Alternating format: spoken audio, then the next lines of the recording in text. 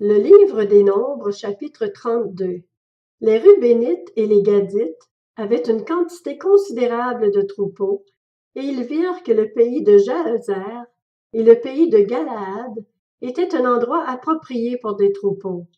Alors les Gadites et les Rubénites vinrent trouver Moïse, le prêtre Éléazar et les princes de l'assemblée, et ils leur dirent: Ataroth, Dibon, Jahazer, Nimra, Hesbon, Elealé, Seban, Nebo et Beon, ce pays que l'Éternel a frappé devant l'assemblée d'Israël est un endroit approprié pour des troupeaux. Or, tes serviteurs ont des troupeaux. Ils ajoutèrent: Si nous avons trouvé grâce à tes yeux, que la possession de ce pays soit accordée à tes serviteurs. Ne nous fais pas passer le Jourdain. Moïse répondit aux Gadites et aux Rubénites: Vos frères iraient à la guerre pendant que vous resteriez ici? Pourquoi voulez-vous décourager les Israélites de passer dans le pays que l'Éternel leur donne?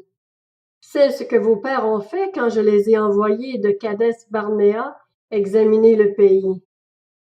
Ils sont montés jusqu'à la vallée d'Eshcol, et après avoir examiné le pays, ils ont découragé les Israélites d'aller dans le pays que l'Éternel leur donnait. La colère de l'Éternel s'est enflammée ce jour-là, et il a juré: Ces hommes âgés de 20 ans et plus qui sont montés d'Égypte ne verront pas le pays que j'ai juré de donner à Abraham, à Isaac et à Jacob, car ils n'ont pas suivi pleinement ma voie, excepté Caleb, fils de Jéphuné, le Kénizien, et Josué, fils de Nun, qui ont pleinement suivi la voie de l'Éternel.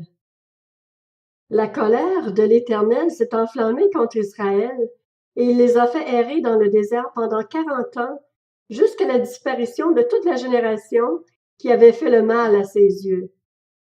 Et voici que vous prenez la place de vos pères, en dignes rejetons d'hommes pécheurs, pour augmenter encore la colère de l'Éternel contre Israël. En effet, si vous vous détournez de lui, il continuera de laisser Israël dans le désert, et vous provoquerez ainsi la perte de tout ce peuple.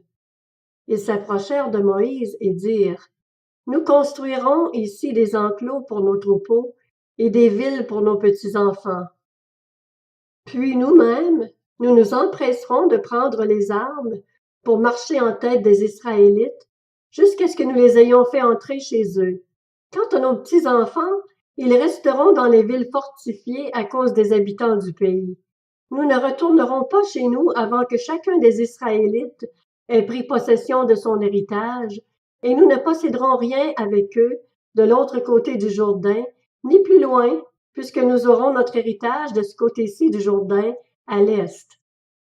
Moïse leur dit: Si vous faites ce que vous avez dit, si vous prenez les armes pour combattre devant l'Éternel, si tous vos hommes équipés passent le Jourdain devant l'Éternel, jusqu'à ce qu'il ait chassé ses ennemis loin de lui, et si vous ne revenez qu'une fois le pays soumis à l'Éternel, vous serez alors sans reproche vis-à-vis de l'Éternel et vis-à-vis d'Israël, et cette région-ci sera votre propriété devant l'Éternel.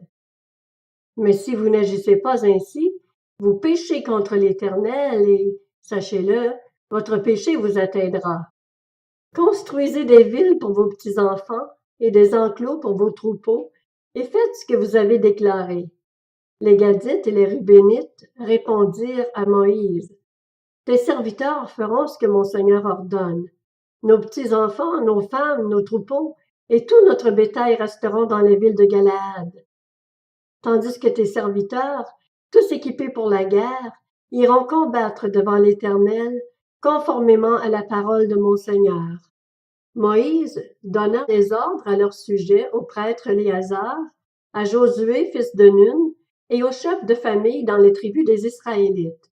Il leur dit: Si les Gadites et les Rubénites passent le Jourdain avec vous, tous équipés pour combattre devant l'Éternel, et que le pays vous soit soumis, vous leur donnerez en propriété la région de Galaad.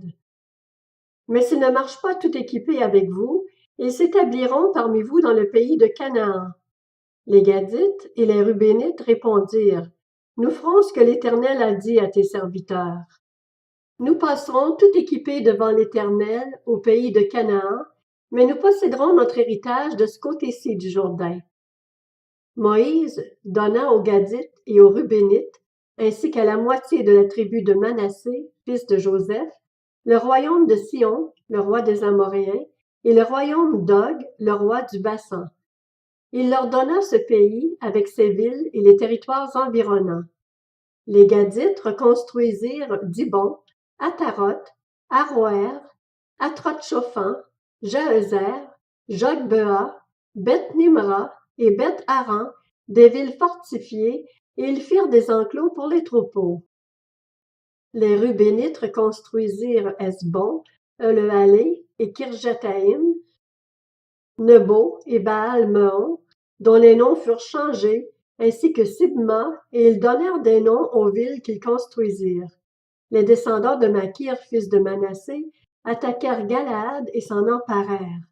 Ils chassèrent les Amoréens qui s'y trouvaient. Moïse donna Galaad à Makir, fils de Manassé, qui s'y établit.